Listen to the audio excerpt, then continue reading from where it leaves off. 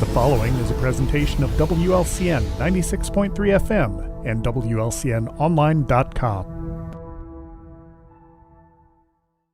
This live video stream is made possible in part by WLCN's live stream technology sponsor, Me Realty, located at 602 Keokuk Street in Lincoln and online at merealty.com.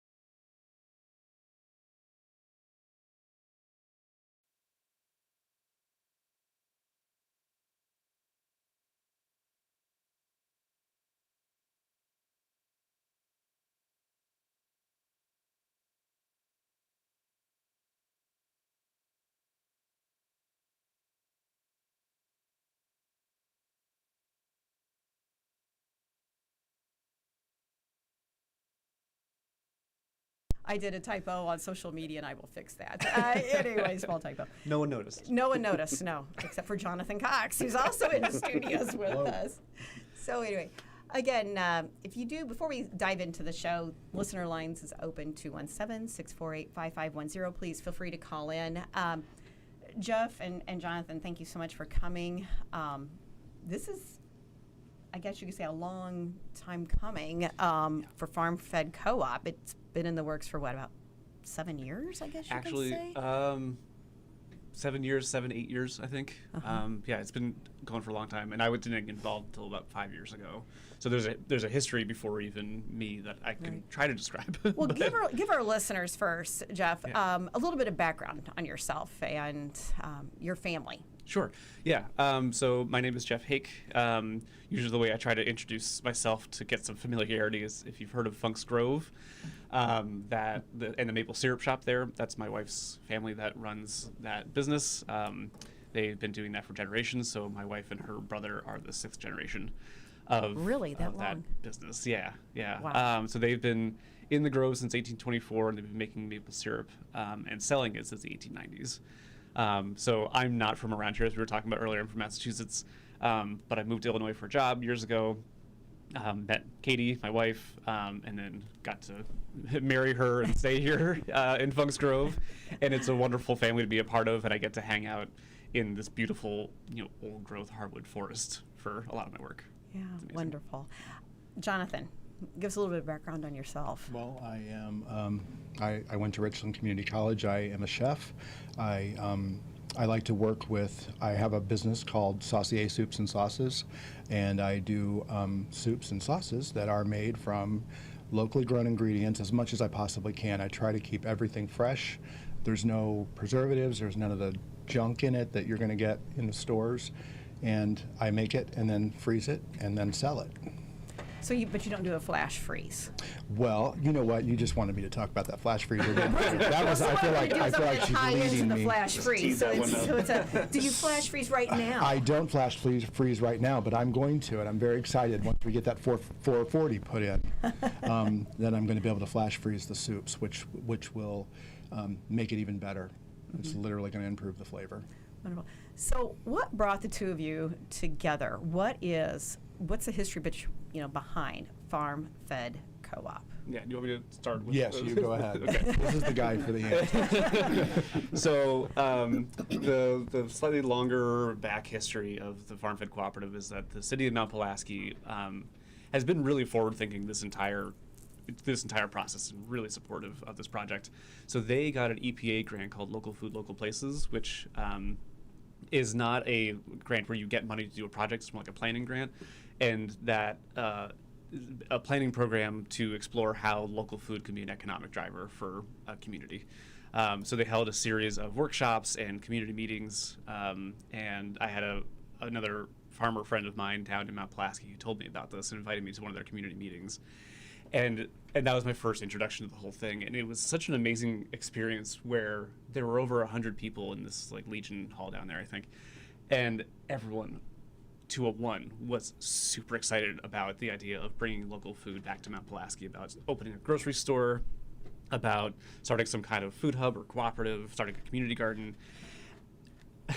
You don't see that many people having a consensus about literally anything ever, unless it's like sports. Even then it's divided. And it was just there was a massive thunderstorm that night, and I was driving home, and it was dangerous, and I was just elated. I was borderline tears of how excited everyone there was about this thing that I care so much about local food. So then I was hooked. And then I met our now board president, Tom Martin, who's kind of an institution in his community down in Mount Pulaski. Kind of, he definitely is. Yes. And got involved, and we started. We actually started in March 2020, if that triggers any trauma for anyone. We had our first meeting beginning of that month, and then we've been planning ever since, so just trying to get this thing off the ground. Market on the Hill was established in July of 2020 that year, so that's the cooperative grocery store there. But then there was this larger idea of having a food hub or food distribution, aggregation processing facility as well at Mount Pulaski, and that's what's been guiding us ever since to establish Farm Fed Cooperative. Do you think, I always try to find something positive out of the negatives, and I know when we do go down that road of 2020. However, yes, there were some bad things, but you always take and learn something from the bad. So do you think that 2020 actually brought out some good things in farmers, in food supply distribution, in agriculture? And then from there, it sounds like you're starting to capitalize on that and learn and evolve. And how can we make things better? How can we diversify? Because farms do need to be diversified. You just cannot be stuck into one thing. Rather, just if you're just growing corn, if you're just growing soybeans, and try to also talk to the consumer. Let them know where their food comes from. Do you think that there's been some positives, and this is one way of also coming out of that and highlighting that as well and helping others? Well, I can say from the culinary side of this, I can say that, believe it or not, a negative actually made us aware of made it a positive awareness.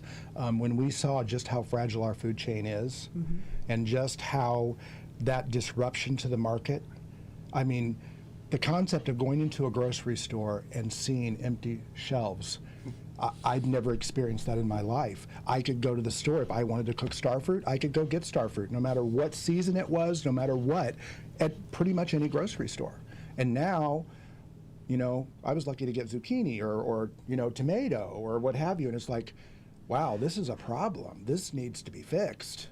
And that was one of my inspirations. And hearing about food deserts, I'm like, what do you mean food deserts? We literally have the best soil in the world here. There should be no food deserts. That's silly. The 2020 showed us that we do not have a resilient food supply chain. We have an efficient one. It moves food really fast. It is very economical, but as soon as one thing goes wrong, I mean, granted, that was a very big thing, but one big things do go wrong, and it did, and it showed how fragile that whole supply chain is. And it was a certain moment for farmers like us, because we have the maple syrup shop, but we also have another small farm that raises fruits and grains on a really small scale. I do a lot of policy work and organizing work with other small farmers, and everything flipped on its head in March and April. The marketing plan was vastly different. It's like, and how are we going to sell all these things? And suddenly the demand was enormous. So there was a part of it that was unfortunate that we didn't have farm fed at that time, but it also really made the case that farm fed was absolutely needed to build resilience in our local food supply chain. So you guys, I believe you did a fundraising event, and it took you less than 2 months to raise, over $150,000? Yeah. It was. Tell our listeners a little bit about that. So that was, at the time, my wife and I were actually hired on a contract basis to develop a business plan and develop this ownership campaign for the cooperative. And FarmFed is really lucky that they got the attention of my wife for the time that she had. And actually, again, because of COVID and just like the economic fallout from all the things that happened, she lost a lot of her independent work that she had. She's an editor, freelance editor. So she had some time to work on this, and she's very detail oriented. She's an editor, so she has the right way of looking at a problem and taking it apart and putting it back together. So we were really lucky to have her time on that, and between the two of us and then the board that we had for the initial nascent board for the cooperative, we did an ownership campaign, and we raised over $150,000 in a really short amount of time, greatly exceeded our expectations. And it showed again that there's a need for this thing. There's a wanting for doing something that just lets you feed your own community well. So the ownership campaign was great, but that was also back in 2021. And now that was okay, let's get started. And now we're at okay, here we go. Rubber's meeting the road, and we're ready to start reaching out to our community again and see, can you help us, support us as we get going into this next phase? So if people want to buy into shares, before we get into what you guys really, really do, how do they go about buying into shares into FarmFed Co-op? Easiest way would be just send us an email. It's farmfedcoop@gmail.com, or go to our website, and there's information there. There's an intake form there about how to become an owner. We do try to make it pretty easy. So just send us an email, or, as Jonathan knows, I'm very active on social media. So if you reach out to me personally on Facebook or Instagram, I'll put you in touch as well. Happy to do that. So FarmFed Co-op reaches out. it's going to wear many hats, I guess you can say. You've been posting first. I know we've got several listeners listening. They've reached out to me that have vending trucks, food vending trucks. How are you going to help with that niche market there of the food vending trucks? Right. Yeah. So the interesting thing about, believe it or not, in this instance, the food department, the laws are going to help us with that. So in order to have a food truck, you have to have a commercial kitchen. You cannot have a food truck without one. So we have a commercial kitchen. And originally, when we did the co-op, the process was going to be to just process, and we talked, and I'm like, hey, what about this? And so the food trucks can actually they can join into our co-op, and then they pay for kitchen time, and they're paying a rental fee to use the kitchen, but we're not out to make a profit off of that.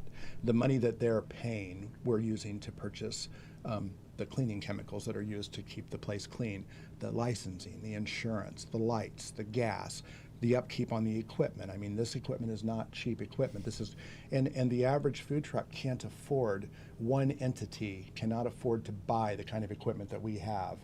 I would even go as far as to say that I'm not speaking out of turn, but I would go as far as to say this kitchen is going to really be probably the best commercial kitchen in the entire county, and I'm not exaggerating. I got to tour it last week, and it is amazing. That kitchen is top notch. I mean, from your big mixer that actually comes up off the floor stands there to anything and everything, the refrigerated space. The stoves, ovens, wow. And we've added that blast freezer because I'm not supposed to talk about it too much, I was told. But that blast freezer that's a game changer because So what is a blast freezer? I know we got people listening going, scratching their heads. Our blast chiller, I call it a freezer, but Okay, so basically blast it's a blast chiller. So what it is when I finish a soup, there's a critical zone that food has to get out of in order to prevent bacteria growth and things like that. You put something in this blast chiller at 160 degrees, and within 40 minutes, it will be at 40 degrees. So it is below, it will take it down below 40 to give or take a couple of minutes. But, and it's really simple. You put the whole pan of soup in there, you stick one probe in it, and it just says, oh, I've got soup in me, and it just starts doing it. It's all automatic. It's amazing. So with your soups, we're going to use you as the guinea pig, the example, I guess we can say. Sure. So with your soups, after you get done making your soup, and you want to put it in a blast chiller to help preserve, keep the freshness there. So as a co-op, what do you want the co-op to do? From there, where does your product go, Jonathan? So at this point, I'll be just processing myself. I'll process the soups, and then I'll package them. I'll freeze them, and then there are options. But for right now, I will freeze them there, and then I will take them to the market, or if I have people that want to buy or whatever, and deliver. There, at some point, we will expand and we'll offer more options for people. We have freezer space available so that they can, rent freezer space, because once again, you've got to pay for the freezer. And we just got a new 3-door freezer, which is beautiful. But most people, we're going to get it to that safe temperature. We're going to freeze it, and then they're going to package it in their cooling container, take it to wherever, and as long as it stays frozen, and then it's safe. So if we've got some farmers listening, say they've got some green beans and carrots they want to bring in to you, what is that process of a farmer who is raising, and then you're talking about a blast chiller, and the farmer's saying, I have no idea what a blast chiller is. I don't know where to go, from point A to point B to point C. Walk us through, if we have our farmers listening going, that sounds great, but I have no clue after that. Yeah. So to be transparent, this would be our first year actually doing this entire process. So we just got this whole place equipped. So we're on a nice learning curve with you. Yep, so come along with us. Come along with the ride, yes. Yeah. It'll be a ride. But the nice thing is, as Jonathan said, we have some really nice equipment in this kitchen. And I want to give a little background on that too. So we were able to acquire this building and all this equipment because we got a local food infrastructure grant, which is state funding that was for farms and other organizations that want to grow food system infrastructure in our state. So that's like kitchens, food hubs. our farm actually got one as well, got one of those grants. So it's like milling and grain milling and handling equipment. So that grant allowed us to purchase the building that we have, which we got really for a song. That building had been empty for a long time, and so the price kept going down and down. And so we were very lucky to get that building for a great price, and then be able to equip it with all this amazing stuff. And that's going to allow us to provide a lot of services to all the farmers that we're going to work with. So the way we envision it working for them, there's a few different tracks that this could happen. So one could be that a farmer could just sell us bulk product, and they're done. And that's all that happens. And then we're responsible for marketing it. So we would buy it in from them, do whatever processing and freezing that needs to happen with that. And then we have to figure out how to sell it. So the hope would be that we could work with school food service, sell them, bulk frozen carrots that they can then cook in their kitchens on site. Or we could work with like hospitals, other kind of larger buyers. I also would love to see us having some retail packs. So if you go to Market on the Hill, Mount Pulaski, or Green Top Grocery, where I shop a lot in Bloomington, you'll buy a 1 pound bag of frozen green beans, just like you do, but it's not Cascadian Organics or whatever it is. It's like a thing that's grown by your neighbor, and then it's available year round because it's frozen. So that's one way. We buy it and we process it, and the farmer's done with it. It could also be that they come in and process it themselves, and so they're more like a kitchen user in that regard. That's another potential way. And it could be, there's a third way as well, that we do a custom processing for them, but then we sell it back to them for the processing fee, and then they can market their own way, which is kind of in between what you were talking about, where it's like then you have a product you can sell at market, but it was processed at a commercial kitchen, so it's all up to spec. Wonderful. Well, we're going to take a quick time out. When we come back, we're going to dive more into this, more different avenues that we can utilize farm-fed co-op in Mount Pulaski.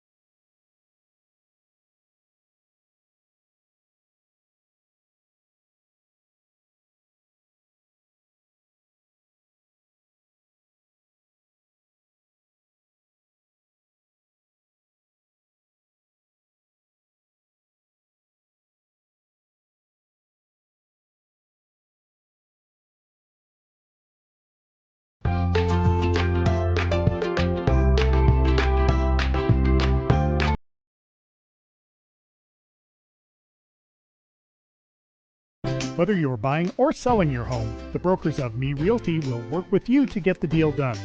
As one of Central Illinois' top producing offices for decades, Me Realty has the experience to guide you through the process. You want results? Call the brokers of Me Realty at 217-735-5424, stop by the office at 602 Keokuk Street in Lincoln, or check out local listings online at merealty.com.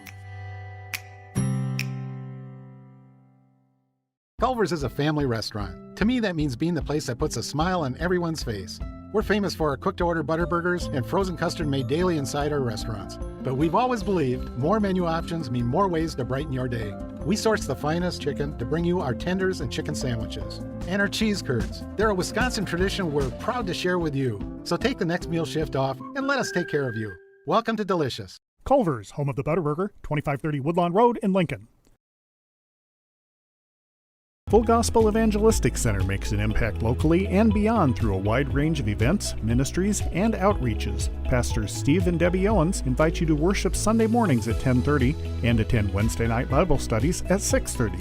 Connect with FGEC online, follow them on Facebook, download their app, and visit their new website at myfgec.org with live YouTube video streams as well as recordings of services and special events. Full Gospel Evangelistic Center, 304 North McLean Street in Lincoln.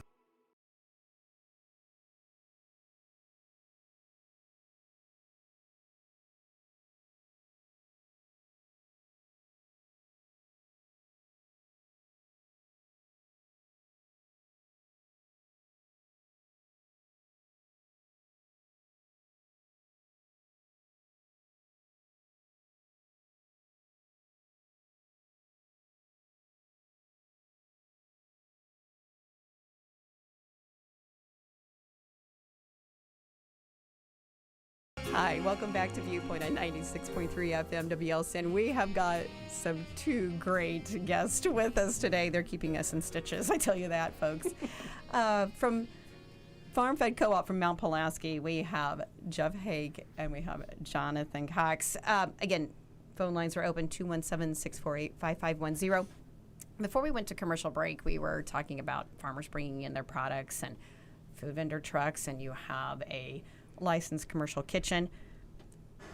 If you got a baker out there, somebody that's wanting to start baking from home and selling, and as we all know, to retrofit a commercial kitchen is insanely high.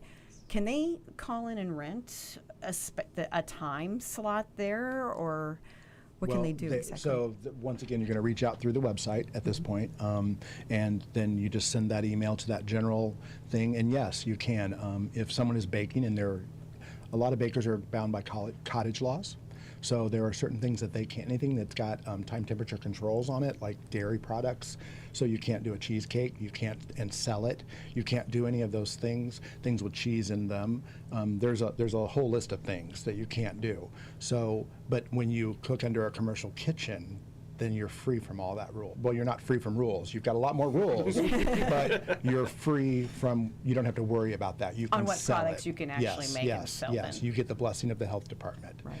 If it's made in our kitchen. So do we tell listeners, are you open? Are you ready for people to start reserving their spaces there, for food vending trucks, et cetera, farmers? Are you ready? Are you open? I know you don't have a storefront with a neon sign that says, we're open, come on in. So we are, and they can reach out through the website. But before we go into that, we need to talk about the Market on the Hill. Sure. So one of the things, because we are, Market on the Hill is really, what their vision and our vision are just joined together. We really we're cut from the same cloth. So we are trying, part of what we're also trying to do is we're trying to help Market on the Hill to also to improve the not relevance. I don't think that's the word I want to look for, but we want them to be able to expand their offerings. So we're gonna give them priority usage of the kitchen in the daytime, so that they can do more baked goods, so that they can do some other things that, because they also don't have a commercial kitchen. So we are going to be that entity for them, so that and then they're just a block away. So that's that, and then the extra space of the extra time slot when the kitchen is not being utilized, we're trying to make it as efficient as possible, so that we're not it's not just sitting there. Mm-hmm. Jeff, what do you want to highlight about Farm Fed Co-op and tell farmers and tell listeners? Because I believe you have over 20 at least farmers that have reached out to you already, want to utilize the services that you have there, and also evolve too, correct? I mean, nothing's written in stone, correct? Right. Kind of highlight and talk to our listeners about that. Yeah, so having access to a kitchen like this is an enormous opportunity, and I can contextualize this with what we have in Funks Grove. We have a commercial kitchen at the maple syrup shop, and that was required by the McLean County Health Department that we have to have that in order to process and bottle all of our maple syrup. But that means that then our other farm that makes the pancake mixes and all that stuff has access to that same space. And so as long as we're food safe certified, then we can use that kitchen. But giving access to others to a space like that is such an opportunity for someone to expand. As Jonathan was saying, cottage food law is a great opportunity for someone to start a food business at home, but it is restrictive on purpose, so that there's limits on the kind of food risk they can put out to the public. So having access to that commercial kitchen greatly expands what you can do for your food business. And so we're trying to give that opportunity to others, to the point of like what we're actually trying to do with the space. We've been trying to hit the right mark of like what's the biggest need in our community. And we do know that farmers would love the opportunity to bring their products to us and get them processed and make value-added products. But right now we own a commercial kitchen, and there's also so many food business owners that would love to make use of that space. So the demand is there, and I think I want to say is like, please do get in touch with us. We have a lot ahead of us. Also, just like be patient, because we're figuring all of this out. Right. And at the moment, we don't have an employee even. We're an all-volunteer board. So we're trying to figure all that out in our quote unquote spare time Right. that all of us seem to keep finding somewhere. Right. But I mean, and luckily right now you're starting out, I guess that would be helpful for you guys. Right now you're starting out in the spring. Yes. So, farmers aren't sitting on product, sitting on vegetables that they need to get processed and out to the community. Yeah. So that may be a positive for you guys right now. But they need to start reaching out right now and reserving and talking to you guys as to the logistics and what they're wanting for their end product and what you guys can do, correct then? Correct. So Yep. And because there's been a lot of upheaval in federal funding that was going to be then granted to states, and then those grants go to smaller farms, there's just a ton of uncertainty, and that means a lot of uncertainty for the market for farmers. So they'll start making their crop plans in the early winter, in midwinter, and now the market that they were planning for might not exist anymore. So we can serve as an alternative in that space. that's wonderful. So I really want to seize that opportunity to be like, we're here to buy a product from you, and then we can take care of the marketing after that. Where is the location at? As some people, I know you're saying, you're right across from the 108 hill. South Washington in downtown Mount Pulaski. And The west side of the square is Farmers Talk, correct? It's the west side of the square in Mount Pulaski. And as far as the vegetable processing, I didn't share that. One of the pieces of equipment that we're waiting for delivery is a RoboCoo, and to most people that means nothing. To a chef, their heart just skipped a beat. This machine stands on its own. It can process 3,000 pounds of produce per hour. It literally is another game changer. We're not a game changer anymore. We're writing the rules of the game if things continue. I know you get excited about that. So it's called what again? It's called a RoboCoo. So when you say that, I think of Roku television, but it's a RoboCoo. The word, it looks like robot coop. Okay. If you look at it, but it's RoboCoo. That's how we say. That's how But we it's say just a it. fast processor. It's your food processor on steroids. Yes. Like scaled up so a chef can make use of it. They're incredible machines. And most Tilt, undoubtedly, skillets, everything. most undoubtedly, that's not even here in Logan County, that piece of equipment. So you will probably have. Yeah, it's being made. It's actually coming from the Carolinas, and it will be here like any day. Like we're just literally waiting for them to say, "Hey, come get it." That's amazing. Yeah. That is amazing. So again, what's the website address for people to get in contact with you to say, I've got more questions, this is what I want? And then also too, you can kind of help guide them as to what their needs are and how you can meet the needs. Sure. How do they get a hold of you? So again, have some patience with us. It's farmfedcoop.com. The website needs work. It was built a few years ago, and now there's the basics are there, but a lot of the information is just out of date. We have a different board now. Our employee situation is different. It needs some work, but it's got the basics. So use that to learn and then get in touch with us. farmfedcoop@gmail.com. Or like I said, just get in contact with me or get in contact with Jonathan. Happy to talk about these things. This is occupying a lot of our lives, and we're eager to make it a bigger part. So, does that answer your question? Yes, that did. Yeah, you did great. You did great. Lloyd, you got anything for them? No, real I was quick? just going to ask about the website address, so we are Okay. covered. All I right, didn't know Jim. that you allowed him to talk. I've not. I do. Sort of the silent partner. Well, after the loving harassment I've been getting today, but anyway. Well, folks, thank you very much for tuning in to Viewpoint on 96.3 FM. We have got Jeff Haig, Jonathan Cox, Farm Fed Co-op in Mount Pulaski. The Lord and weather willing, we'll be back again next week. This live video stream is made possible in part by WLCN's live stream technology sponsor, Me Realty, located at 602 Keokuk Street in Lincoln and online at merealty.com.